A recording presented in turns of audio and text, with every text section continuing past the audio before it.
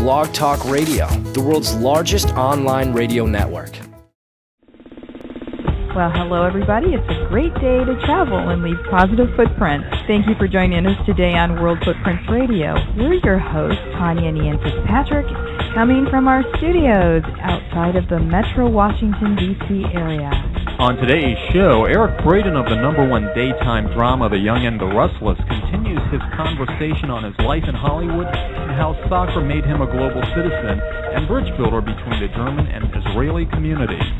Then Spanish chef Maria Jose San Roman joins us to talk about cuisine, culture, and share her remarkable life story. We connected with her in Washington when Super Chef Jose Andres invited her to prepare paella during his annual DC Paella Festival last summer. And finally, Paul Butler of Rare Conservation sits down for a conversation about Rare's work in helping to save our planet.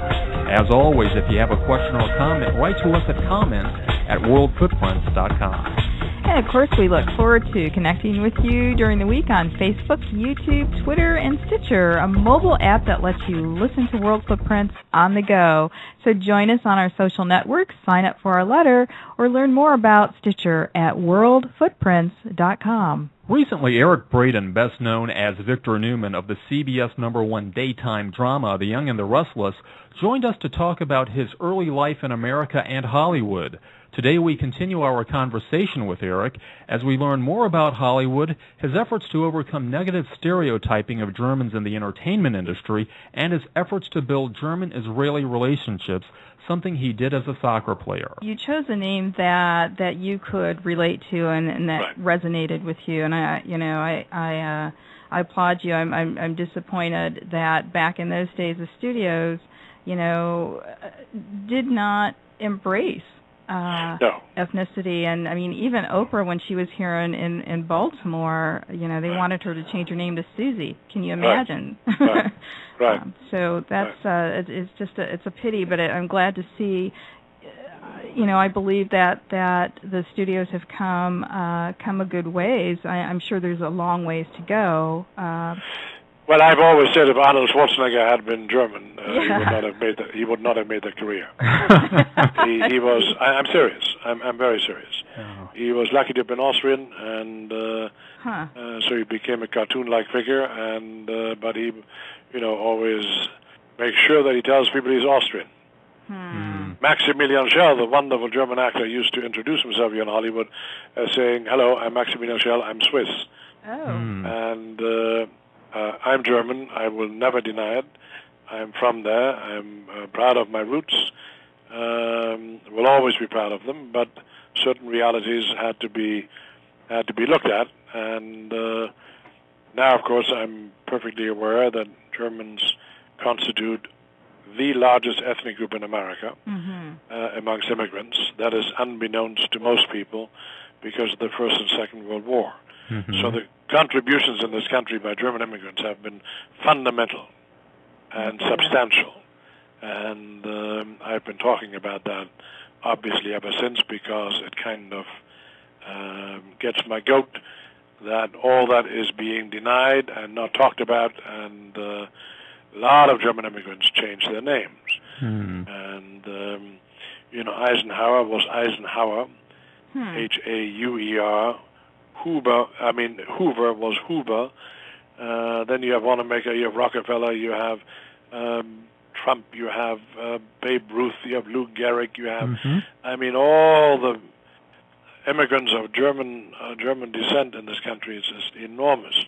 The entire Midwest, most of them. Yes. Anheuser-Busch, Schlitz Beer, it goes on, and Levi Strauss, the Blue Jeans. It's enormous. Yeah. One of the things about what you've done in your life is that you've overcome so much, and you are the sum of those life experience. And I've understood that your character of Victor Newman, that you see yourself in him. Talk to us about that.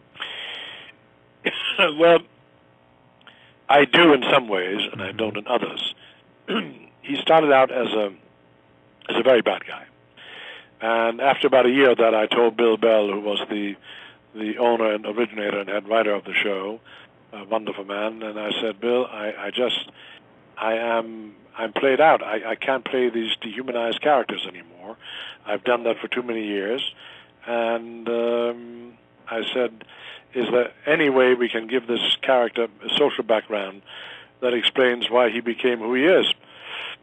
And he came up with a wonderful storyline, and one that he tells to Nikki, his first wife, Christmas Eve. She's curious about his whereabouts, where he came from, and she had no idea. It was a mystery. And Victor finally breaks down and tells her that he was left at an orphanage at the age of 7 by his destitute parents, and had been alone ever since. Mm-hmm. So once I played that scene, we had imbued the character with a certain amount of humanity, and I said, now I'm going to stay. And I knew from then on, it rarely does it happen in this town that you marry the right man with the right character. It doesn't happen very often. Mm-hmm. And I recognized it very soon, and knew that I would stay. Well, I mean, it was a great move. Obviously, you've been on Y&R for nearly 3 decades now. Right. So. Yeah, 31 years. Oh my goodness. Okay, holy cow. Eric, something I alluded to was a little known fact about you. I mean, everyone sees you as your characters, and you've played many, many of them. And on shows that I grew up with, Hawaii Five-0, Murder, She Wrote. I mean, oh my gosh, the list just goes on. Mary Tyler Moore, FBI. Yeah. Young folks. Yes. I'm sure you kind of got back to your cowboy roots there. I tell you, you were really in there in CBS back in the day. Yeah, that's right. But you've done a lot to change the unfair generalities that people have about Germans, and you've done a lot of outreach and really to create a dialogue, from playing soccer with the Maccabees and winning that 1972 national champion. We won the U.S. championship with the Maccabees, right? Yeah, we've been talking a lot about soccer this year. Just my sports husband here knew about your team. Have you followed them? Have you kept up with the team at all? No, it was then the highest league in America. It was just before the Cosmos and other professional teams started coming in. And we won the U.S. Cup 72-73. Mm-hmm. And after that, I stopped and devoted myself completely to what I'm doing. But I followed soccer, obviously, especially the World Cup. And primarily I followed soccer as it evolved here in America. Mm-hmm. I'm very proud of it. I'm very proud of what AYSO has done to contribute to that. And I remember, very few people know that, but I remember the guy who started the AYSO is a fellow called Hans Stierle, who he and his wife lived in Torrance, California. And when we had the Greater Los Angeles Soccer League, I played for a rather well-known team then, and he would come every so often and talk to us and said, well, I'm going to start a whole new league called the American Youth Soccer Association, and we're going to have boys and girls play. And we laughed at him at first, and I said, well, good luck to you. And the rest is history. It is arguably one of the most successful stories in the history of sports in this country. But his name is often forgotten. His name is never mentioned. Hans Stierle started the entire growth of soccer in America amongst American boys and girls. And he started it at a grade school in Torrance, California, with his sons and his daughters. I'll be darned. They all want, you bet. What? And he lives now in the state of Washington. By that name, he should get a Congressional Medal of Honor, or one of those medals he should get, because it's extraordinary. Stierle is spelled S-T-I-E-R-L-E, Hans, H-A-N-S. And he was born in America, of German parents in Chicago, I think, and then became enamored of soccer. And he started that whole, and he's never talked about. It makes me angry. Anyway, then I coached my son's team for nearly 30 years, and we were twice in the Final Four for the American Cup. Anyway, I finally gave it up. Well, one of the things that we love about soccer is how that ball creates global citizenship and global citizens, and clearly your story and even what you just shared is evidence of that. And I know that as we prepared for your interview today, we learned about all of the bridges that you built in terms of the German-Jewish dialogue and the awards that you've won and so forth, and all of that. Talk to us about some of these bridges that have been built and how we're helping to change the dialogue there, even through the world of sport. It's very important. Well, I was very concerned, as someone of my generation was, when I saw the first film about concentration camps in Nazi Germany. And I was shocked to the core. And when you grew up in Germany after the war, you didn't hear about that until they started showing films in the 60s, but I already was gone then. So I saw my first film about the horrors of the Nazi regime in Beverly Hills. There was a movie theater on Beverly Drive and Wilshire Boulevard. It doesn't exist anymore, and it showed a film called Mein Kampf, a Swedish documentary.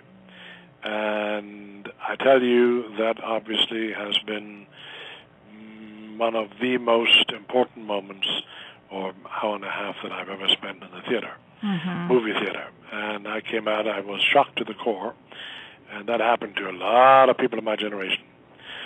So, and living in America at the same time, you hear a lot of anti-German stuff, and so you vacillate between enormous anger at what your parents' generation was a part of, and between the incessant anti-German stuff you have to hear in the media in America. Even today? Oh yeah, more or less, yes. It's not as much anymore, but it's still there much more than trust me. And anyone who denies it is not as sensitive to it as I am, obviously. Long story short, I after that very consciously began to play soccer for the Maccabees, a Jewish team, because I wanted to show that not every German is a priori anti-Semitic. And the reality is that Jews were more successfully assimilated in German society prior to the rise of Hitler than in any other country of the world. More successfully than in England or France, more successfully than in America. We must not forget that anti-Semitism in America was alive and well during all that time, in the 40s and 50s and earlier into the 60s, where you had quotas at certain universities, where in country clubs would not allow Jewish members, Jews to join, etc. So it's prior to Hitler's rise to power in Germany, the 500,000 Jews who lived in Germany were more successfully assimilated in German society than anywhere. People forget that. So I was just angry at the presumption in most media in America at the time, after the Second World War, that every German was an anti-Semite. I said, no, hell no. I wasn't then, I still am not. So I very consciously played for a Jewish team, the Maccabees, and I played with about 7 or 8 Israelis from the Israeli First Division and national team, and we are still close friends. And I learned sports is wonderful in the sense that it does away with all the prejudices in the world after about 5 minutes. Once you're to oxygen debt, you begin to have respect for anyone who's your opponent or who plays with you. Be they Jewish, Christian, Muslim, black, white, it makes no difference. And that's why sports are so vitally important. Vitally important. I feel that a lot of politicians in the world did not come from sports. And never had their ass kicked. Never had their ass kicked. Never learned respect for an opponent of any color, any creed, any religion. They didn't learn that. Think about it for a moment. A Hitler, that soft ass, or a Himmler, all these guys around him, they didn't come from sports. if you come from sports, you learn respect for another human being. Whether it be in boxing, and wrestling, and soccer, and rugby, and football, and track and field. Think of the 1936 Olympic Games in Berlin, where the German long jumper helped Jesse Owens to adjust his steps before he did his last long jump, and Jesse Owens established the world record. Mm-hmm. You understand this? These were athletes talking to each other. That's why sports are so important. And that is why we must not cut back on sports in grade school or high schools.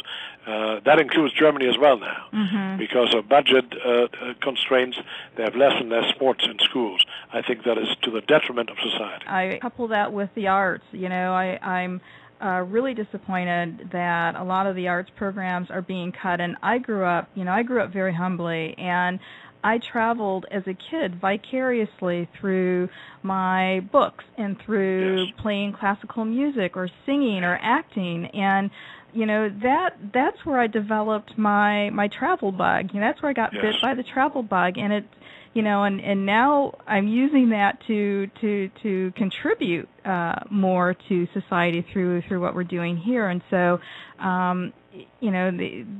the system is, I think, cheating children out of growth and educational opportunities by cutting these programs. Completely agree with you. Anyway, I proudly played for the Maccabees, and obviously what ensued is a lot of dialogue with I played Nazi characters during the week sometimes, and then wore the Star of David on Sundays, to the confusion of a lot of people. And so we had a lot of discussions, and I learned a hell of a lot. We had 2 Ethiopians from the Ethiopian national team playing for us. We had a Mexican, a Brazilian, 2 Germans, and then the rest were Israelis. And I'm very close friends with many of them now. And that's why I also feel very close ties to Israel, and always will. And there you are. And you've actually received the Humanitarian Award from the government of Israel, and have traveled to the country several times as a guest of the government, just because of your work there. And really, with all the honors and awards you've received over the years, from your Medal of Honor of Ellis Island, Federal Medal of Honor, and the Medals of Honors by the German government. Do you have not to mention your Emmy and People's Choice Award? Do you have room on your walls anymore? I to be honest with you, I sometimes look for this stuff. I don't know where it is, but it's all very nice, and I'm very proud of it. Let me tell you a story. Sure. To put it all in perspective, I'm totally enamored of my granddaughter, who is 6.5. I just love her, and when she was about 3 or 4, I remember I got the star on the Hollywood Walk of Fame. And they give you a little replica of it. And she calls me Opa, which is the German affectionate term for grandpa. And she says, Opa, what's that? I said, well, my sweetheart, that says my name on it. That's I just got that recently, and I said, can you read my name? She says, oh, Opa Kaka Pupu Pipi. Oh, no. I said, no. She says, yes, Opa Kaka Pupu Pipi. Oh, bless her. So put things in perspective. When we come back, Spanish chef Maria Jose San Roman shares the story behind paella and other aspects of Spain's culinary culture as World Footprints Radio continues. Hi, my name is Jeannie. I am from Fiji. I love listening to World Footprints Radio. Want to travel for less? Visit the worldfootprints.com travel portal to find exclusive, non-published sales on travel. Our dynamic travel deals page updates daily with the latest sales from our partners, and you can't find these deals anywhere else. We've seen sales for as little as $9 a night for hotel rooms and $49 airline tickets. So stop by worldfootprints.com to see where you can go for less. Also, make sure you visit the travel marketplace for sales on travel essentials and services like passport processing. I'm Lord Richard, and I'm from Northern Ireland, and I have a record company which produces New Orleans records, jazz records from the 1960s and early 70s from New Orleans, and I just love world Footprints. And now, more of World Footprints Radio with your hosts, Tanya and Ian Fitzpatrick. Welcome back. For 2 weeks in June, the award-winning Jaleo's Tapas Bar, under the direction of famed chef Jose Andres, celebrates Spain's favorite culinary tradition, paella. This year marks the 8th annual Paella Festival, and many dishes based on recipes created by this year's special chef guest, Spain's honored chef Maria Jose San Roman. Based in Alicante, Chef Maria Jose is a self-taught chef and is considered one of the top female chefs in Spain. An expert in traditional Catalan and Valencia cooking, she decided on a career in restaurants and hospitality after studying law and language. And I'm very, very happy to welcome Chef Maria Jose to our show. Bienvenido. Bienvenida. Thank you very much. You are another wonderful example of how your life can flourish when you follow your passion. Tell us a story about what inspired you to leave your studies to pursue a culinary career. You know, when I got married very early, I was 21 when I got married, and I was married and studying laws. Languages were first. I mean, the first thing I did, because my mother thought languages were very important, when I was 15, I went to Switzerland for a year to learn French. And when I was 17, I went to England. So it's after my languages that I study laws. But I get very, very young. I get married, and I got pregnant. I got my first baby when I was 22. So I was going to the university, studying, having my family, and too many things together. Mm-hmm. And I thought laws is not interesting. My private life is much better. So at the beginning it was just my family, which means also cooking, because that the first thing that my husband gave me as a present was an encyclopedia of culinary cooking. 10 books about everything about food. And my mother was a very good chef, and she cooked at home, but she was a very good cooking woman. Mm-hmm. And I always loved to cook. So I did cook for my family in the very beginning, because I've got 3 kids. So, you know, in my family, cooking for others is the way we express love to each other and to other people. Is that the same for your family? Of course. You know, my mother is originally from the north of Spain, where they do everything, every day. If you are even a tourist and you reach a house, you will always be invited to eat. I mean, we love to share food with our friends, with anybody. And this came with all my package. I'm like this, too. I love to give people and to feed people, and I really enjoy. I mean, it's not a work, it's a joy for me to do this every day. What is it about paella that makes this dish such a celebrated culinary tradition in Spain? Well, in the part of Spain that is with the Mediterranean Sea, we grow since the very beginning with rice. Our culture is rice. And we don't even call this paella, which just means the pan where you cook the rice. Because in the very beginning, this wasn't cooked in a paella, it was in a pot. Mm-hmm. So I think what we grow the most, maybe it was the most successful cereal, was rice. That's why we start cooking on it. And as you know, even Asians, they do cook rice. So rice has got something that really people love rice. And I think the way we present it, with probably according to the color too, is very much, it comes in the eyes, very that you like to eat it. Mm-hmm, mm-hmm. Probably the color, and you know why I'm talking about color. But the yellow color of the traditional paella rice, right, is makes it very, very that you like it.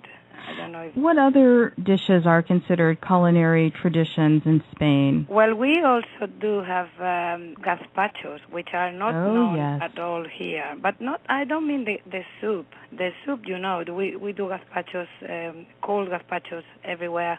But we have another gazpacho that comes from La Mancha, mm-hmm. and it goes also to Alicante and Valencia community, which is a pasta. It's like a dry bread flat, dry bread. Mm-hmm. And we make a broth with meat, with fish, with whatever available, mushrooms. And when this is cooked, we just throw the pasta on the top and leave it to cook. But this pasta is very, very interesting. It's like a very, very flat bread. It reminds me a bit like the pita Arab bread. And can you imagine how does this taste also? I'm visualizing because I'm quite hungry right now.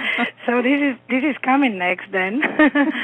I'm telling Jose Andres you should work a little bit on the gazpachos, because it's a whole world around gazpachos too, and it's not very well known. Now, when we talk about paella, what are some of the differences in the way that it's prepared in Spain versus the way that it's prepared in the U.S.? Well, the first thing is we never use chorizo in a paella. Aha. Never. And you see this here, and you see this in France, in Germany. When I travel around the world, I always see the chorizo in the paella. And I don't like chorizo. Pardon? I don't like chorizo. Well, if you try the good chorizo, you will love it.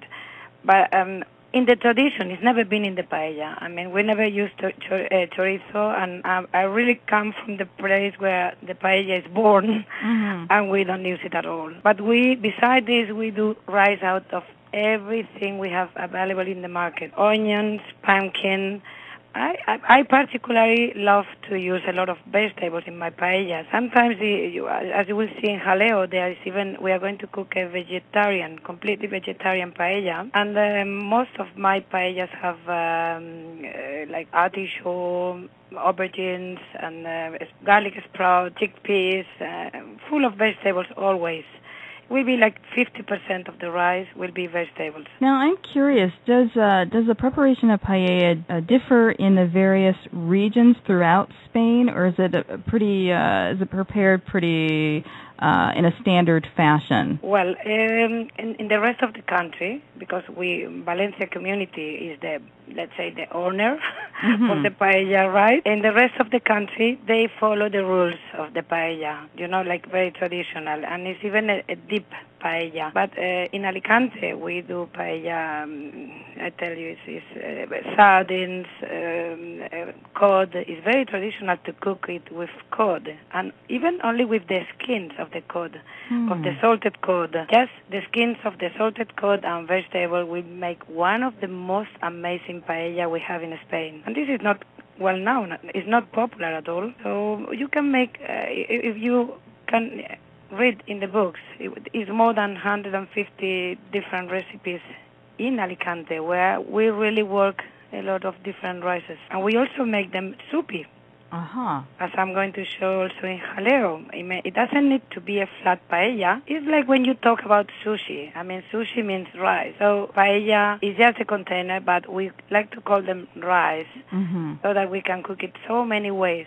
As this soupy one that used to be from the fisherman tradition, because they were not able to make a flat paella. The boat was moving.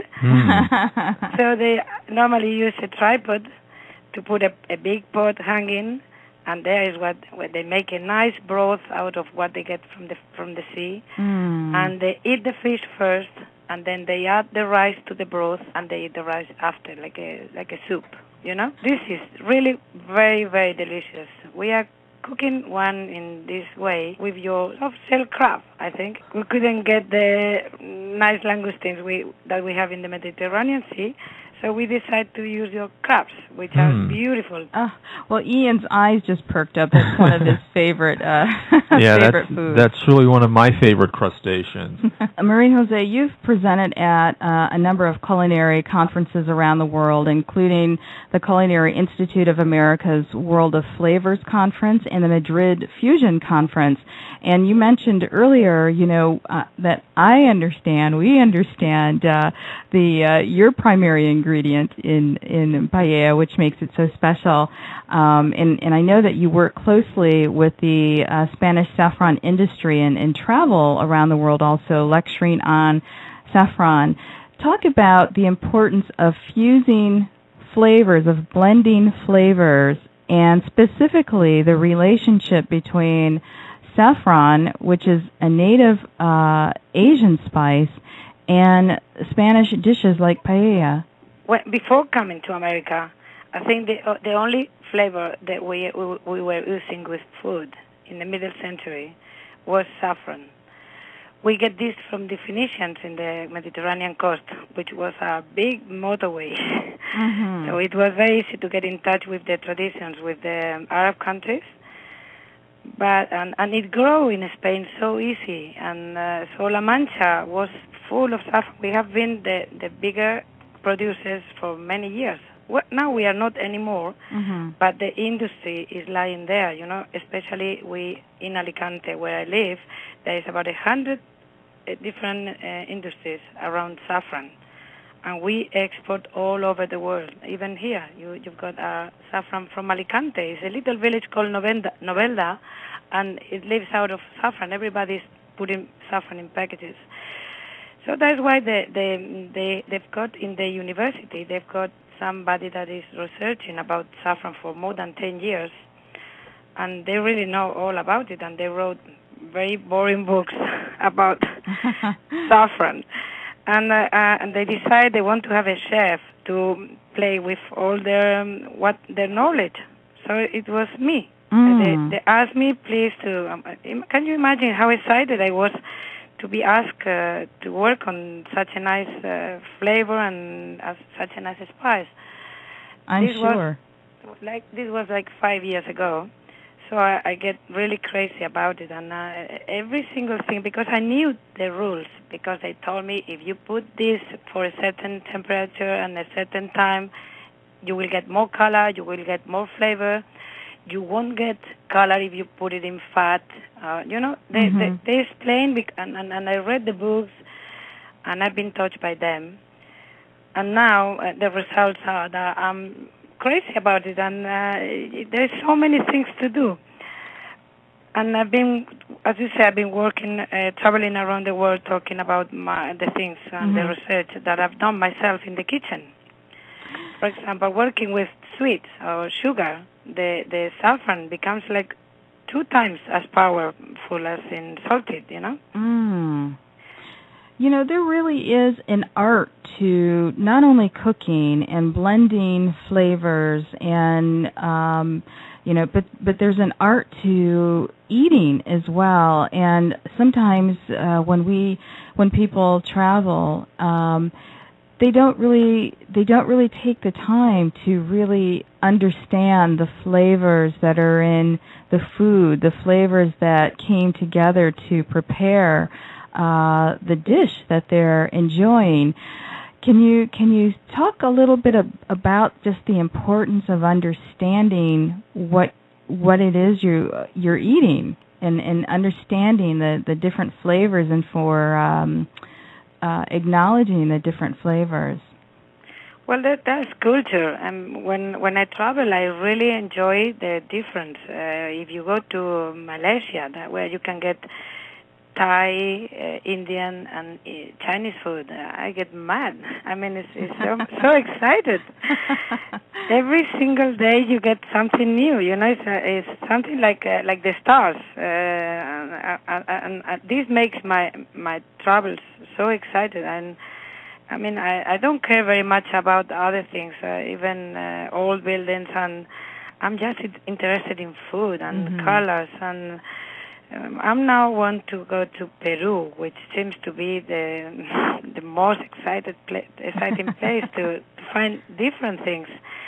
They've got so many potatoes, like hundreds of different potatoes, and it's a world around only potatoes.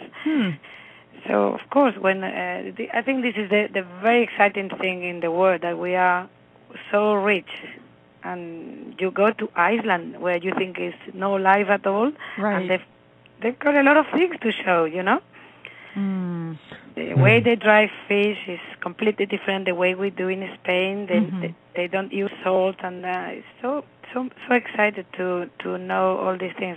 I'm quite lucky because I travel quite a lot. When you travel the world, are there places outside of Spain that appeal to you from a food standpoint? Are there places that you like to visit because of the food and the chefs? Well, I'm very excited about coming to the United States now because you're really getting very good. Thank you. I've been coming to the United States for a long time, but now your food is getting so much better. I mean, you are on the way, and you get hear things from all over the world. And when you go to the original countries, they are not as good. You know, you go to I don't want to mention places, but you can get probably the best Greek food here, which is or Arabic or Iranian. Iran has got a very, very huge cuisine, and you can get it in the United States. So probably I'm very pleased to be here. Maria Jose, I wanted to ask you about your book. I'm so excited. You have a book coming out, I believe, this fall. And can you tell us a little bit about your book and specifically when it's due to come out? Yes. Well, my book. When I start working on saffron, I start looking on books in all around the world by the internet, and I found there's nothing written about saffron, nothing really special. I mean, you can find the title of the books are Amazing Saffron, or saffron is one of the words, but when you open the book, maybe it's a novel. So it's a myth in the market about how to use saffron, how to recognize saffron, and how much saffron to use for what, which was the main point that makes me work about how much, because he's always talking about a pinch, a few threads, and a little bit, and well, how can you count this if you want to make food for 100? So everybody is going to keep saffron in a safe box, and they don't use it. They don't know. The people, even chefs, professional chefs, when I read the recipes, they don't know how to use it. And you may read in a very good newspaper talking about 1 gram of saffron to make creme brulee for 4 people. Creme brulee? Saffron and creme brulee? Of course. Oh, my goodness. Saffron everywhere. Oh, I love this. Yeah, it's one of the things you can do. But I mean, 1 gram is more than 10 times what more than 100 times what you are using to make 4 creme brulee. And this is something you can read very, very often. They talk about the amounts, and there is nothing very, very right. So the main part of my book, because we've been trying with a group of 15 people, and we've been eating with fish, with milk, with meat, and all kind of food. And we decide what is going to be the minimum and the maximum that you can have on saffron for a certain amount. Let's say for 1 liter of milk, it wouldn't be more than 100 milligrams, for example. That would be the maximum. Well, if you ever need any people to help with your research and taste some of your recipes, I volunteer. Thank you so much for joining us, Maria Jose. And I'm very glad to be here, and I'm very glad to see that Jose Andres is showing the real Spanish cuisine. I'm very surprised to see in his kitchen the authentic Spanish cuisine. It's really, I'm very proud. You know, when you are Spanish and you go abroad, it's not what you get everywhere. He's doing a wonderful work here, and Jaleo is up to date to what we do in Spain now. Well, Maria Jose, muchas gracias for joining us today. Muchas gracias a vosotros. After the break, we'll introduce Paul Butler of Rare Conservation and learn how Rare is helping to protect our planet when World Footprints Radio continues. Hi, my name is Asutui Sara. I am from Samoa, and I really love the World Footprints Radio, and I love this family that talk to me like friends to me. For the latest and last-minute travel deals, visit the WorldFootprints.com travel portal to find exclusive, non-published sales on travel. Our dynamic travel deals page updates daily with the latest sales from our partners. You can't find these deals anywhere else, and we've seen sales for $9 per night for hotels and $49 airline tickets. So stop by worldfootprints.com to see where you can go for less. Also, make sure you visit the travel marketplace for sales on travel essentials and services. Hello, this is Mertice Spadola from Gallery Mertice in Baltimore, Maryland, and I love World Footprint Radio. You're listening to World Footprints Radio, awarded as the best travel audio podcast by the North American Travel Journalists Association. Here's Tanya and Ian Fitzpatrick. Welcome back. As Senior Vice President of Global Programs at Rare Conservation, Paul Butler is one of the environmental field's foremost experts in communication for social and behavioral change. Paul developed Rare's signature program, the Pride Campaign, which has now been replicated in more than 170 sites and over 50 countries. And he joins us to talk about the conservation work Rare is doing around the world. Paul, welcome. Thank you. Give us a brief overview of Rare's mission and the activities that Rare has undertaken. Well, Rare specializes in behavior change. And it has a model for determining behaviors that are causing threats to biodiversity at the community level around the world. And working with our partners, which represent either government agencies or large conservation organizations or even small conservation organizations, mainly in the developing tropics, but not exclusively, we teach our campaign managers how to identify the threats, how to identify the sources of the threats, the people that lie behind them, and then how to craft 2-year social marketing campaigns that move people towards more sustainable resource behaviors. Talk to us about Rare as an organization. As I understand, there's Rare Conservation and Rare Planet. Talk to us about what these two sides of the organization focus and their mission. Well, Rare itself is the institution. It's based in Arlington, Washington, D.C., and we're an international conservation organization that doesn't have projects within the continental United States. Rare Planet is actually the web portal which we use to manage campaigns and which interested people to and visit our campaigns. Many of them update themselves in near real time. So one of your listeners interested in looking at and learning about one of our campaigns around the world can go to www.rareplanet.org and through that portal can see where we're working and the various campaigns and what topics they're working on, which in some countries is looking at destructive fishing, in others looking at deforestation in the watersheds of the Upper Andes. We also have campaigns working on bushmeat, on coastal pollution, a wide range of issues. So I would urge any of your listeners, if they want to look at what we're doing, simply to log on to Rare Planet portal.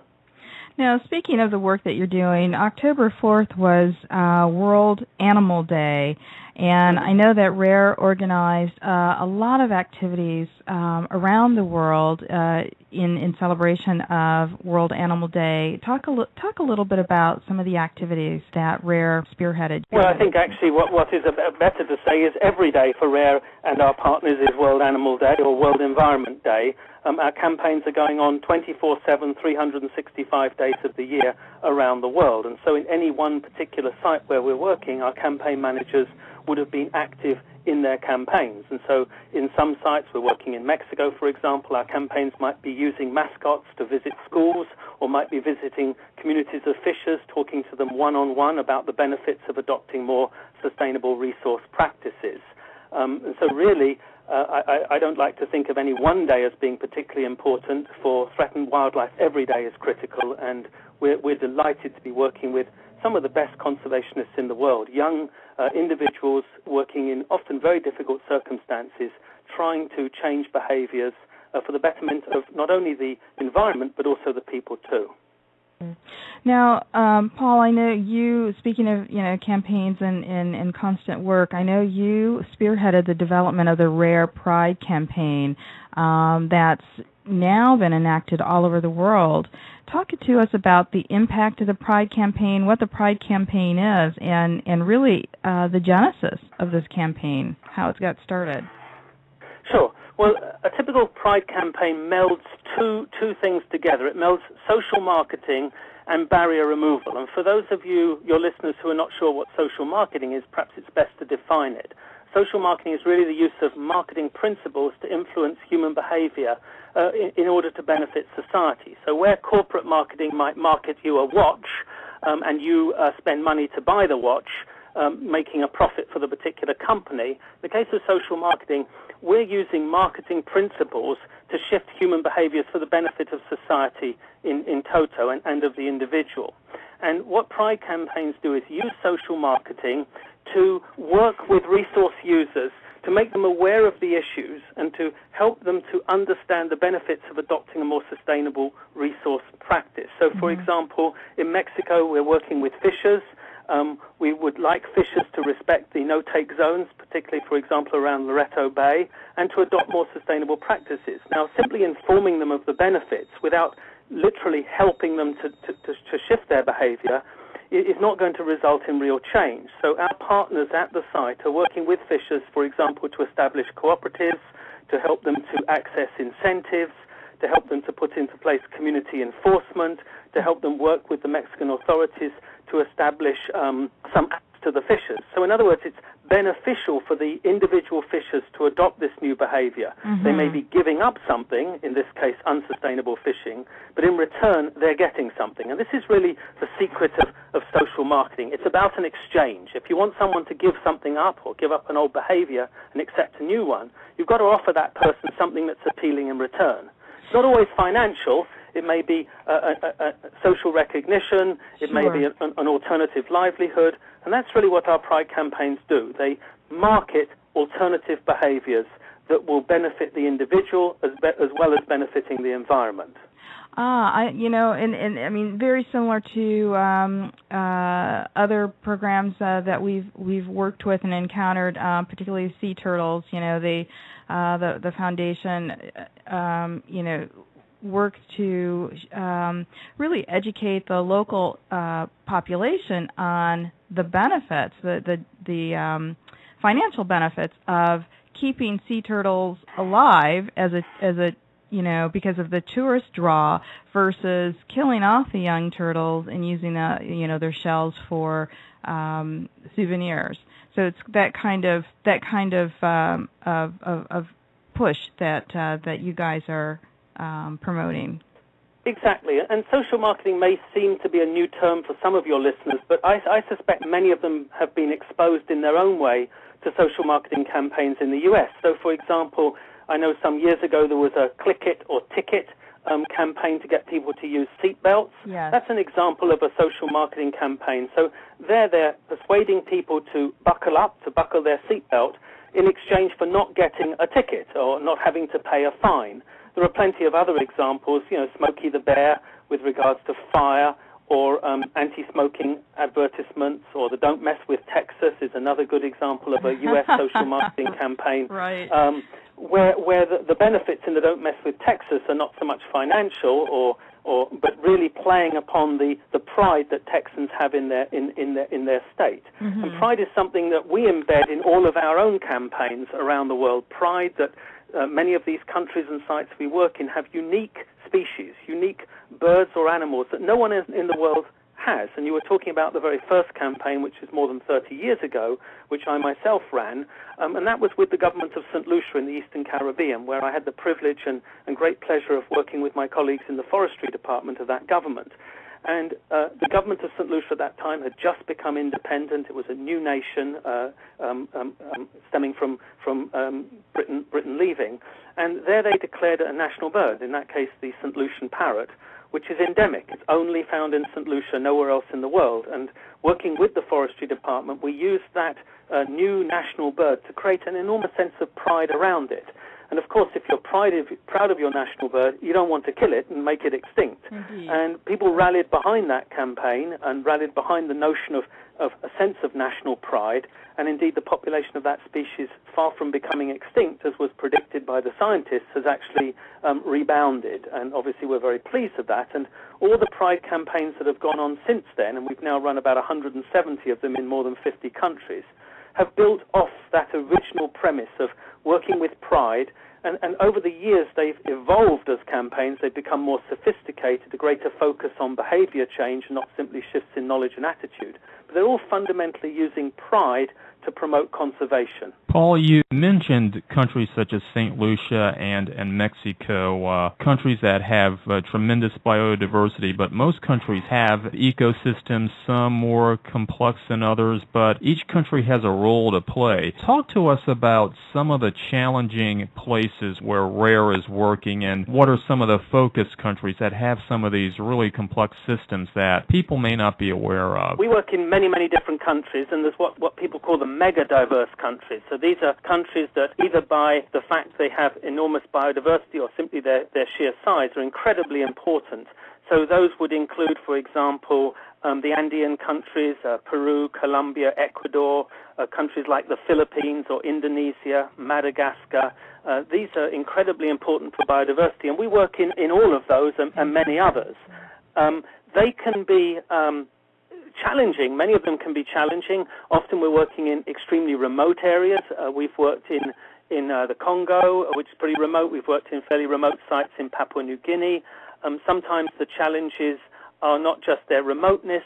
We worked in Sierra Leone, which as you know, is a country that had terrible civil war a number of years ago, and we had the privilege of working with an incredible conservationist called Edward Sesay not long after the war had finished. And you can imagine in a ravaged country talking about environment isn't easy. Mm-hmm. We have a campaign right now which is just wrapping up on the North Korean border. It's on the Chinese side of the North Korean border, I have to say, but nevertheless fairly remote in itself, and that's a campaign around the Siberian tiger, run in conjunction with the Hunshun National Park and the Wildlife Conservation Society. And the problem there is not simply that people hunt the tigers, but rather they hunt the tiger prey. And in taking the tiger prey for food, there is less food for the tigers, and therefore, in addition to all the other threats that the tigers face, the tigers also face the problem of lack of food. Mm-hmm. And the campaign there was really around offering poachers, or offering villages, should I say, that in exchange for setting up community patrols and going out and removing the snares that they use to catch the tiger's prey, in exchange for that, we would offer them alternative livelihoods in the form of bee boxes and other things. And actually, that's showing initial signs of considerable success. In self-reported behavior change, the number of people eating wild animals has decreased from 56% to 18%. The percent of restaurants selling wild game, which was a major outlet for the poachers to sell their produce, has declined from 22% to 4%. More importantly, the average monthly incidence of poaching, for example, have been reduced from 24 to 6.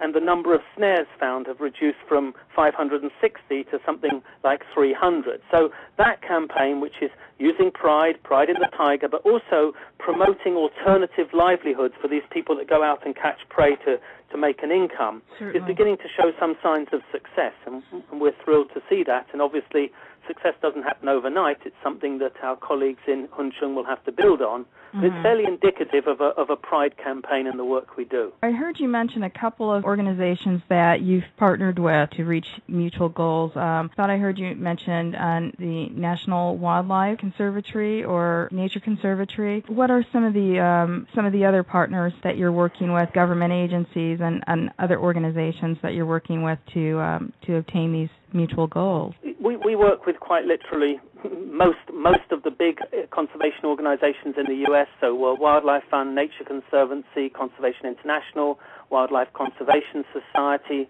Manamot, BirdLife. The list goes on and on. Audubon. All of these partners and others have been tremendously important. But really, most of our campaigns are in collaboration not just with these large conservation organizations, but often with host governments. So we work very closely with CONAP in Mexico, that's the National Parks of Mexico. We work with the municipalities in the Philippines, right down to small conservation organizations like the Palau Conservation Society, small conservation organizations that are doing incredible work. So we partner with them to run the campaigns. And these groups, large or small, provide us with what we call our campaign managers. These are the individuals that actually are on the ground running the campaign. We don't pay these individuals. They're seconded to the project for 2 years. What we do is we train them up through one of 4 universities that we work with they come to study at the university in what we would call a sandwich course in England, where they come to the university, they then go back to the field to implement their campaign, return to the university, go back to the field several times. And then we mentor them throughout the 2-year period and visit them to make sure that they're on track with the project plan that they complete as part of their course. And we offer this in 4 languages around the world in 4 different universities. And the course is validated at the master's level by the University of Texas at El Paso. So that's another group of partners that are invaluable to our work. What specifically, what universities are you working with? So we work, we teach the English course in collaboration with Georgetown. We teach the Mexican course in collaboration with the Jesuit University in Guadalajara. We teach the Indonesian course out of Bogor Agricultural Institute, and we teach the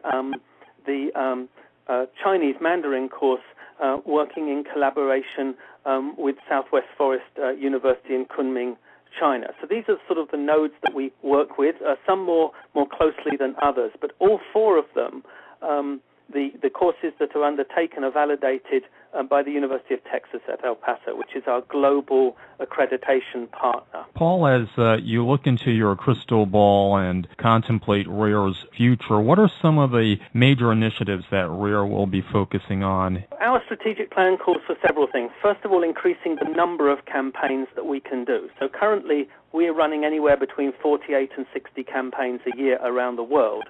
We would like to see the development of a Francophone-speaking university node, a French-speaking university node, as well as a Portuguese one, so that we are better able to help countries like Brazil, as well as Francophone countries.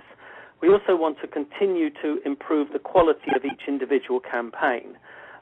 What we've shifted towards in recent years is what we call thematic cohorts. So whereas before we might have had a group of campaigns from different countries all working on different threats, so within a single, what we call cohort or class, we might have had one campaign working on tigers, another one working on coral reefs, another one working on bushmeat. Now what we're doing is we're launching thematic cohorts. So, for example, all of our campaigns that are currently going through our Indonesia system this year are all around marine protected areas and no-take zones, whereas all of the campaigns that are currently operational in the Andean region are all around upper watershed deforestation and reciprocal agreements. So I think what we're going to see in RARE is more campaigns, better quality campaigns, and continuing thematic, continuing themes. The themes may vary year to year, but continuing to operate thematic cohorts. Very exciting. Paul, as we wrap up here, tell us how the public can get involved with RARE, either in terms of volunteer opportunities or financial support. Certainly, we live on the generous financial contributions of our donors, and if they log on to www.rareconservation.org, that is a platform, or they can Google us and write to us and support. Any amount is welcome. We do use interns. We have a wonderful intern program where people can help us, both in the field or in Washington, D.C., and, of course, simply getting to know our campaigns, getting to understand the challenges that conservation faces and the tremendous heroes. Every one of our campaign managers is the hero of this story, not myself or RARE. It's the people who are running campaigns in the field. And going on to our portal, Rare Planet, www.rareplanet.org, listeners to your program can look at our campaigns and can communicate with our campaign managers and lead agencies and ask questions, both of us and of them, and learn more about the challenges. And if they're traveling to any of these remote and wonderful sites, they can visit them and see the work that's ongoing on the ground. These are the heroes, and these are the champions of conservation all around the world, and my hat's off to them. Paul Butler of RARE Conservation, we thank you for being with us today on World Footprints. It's a great pleasure. Thank you. We hope you enjoyed our show today, and each and every week, as we always do, we look forward to spending quality time with you and connecting with you in real time on Facebook, Twitter, and all of our other social network platforms. Please don't forget to follow us on Stitcher, our mobile platform, and you can sign up for that from our website and our newsletter at worldfootprints.com.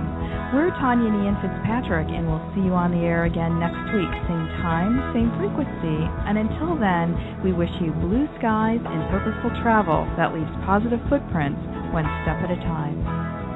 Hi guys, my name is Sandy Best, the Sandy Best from Lake Louise.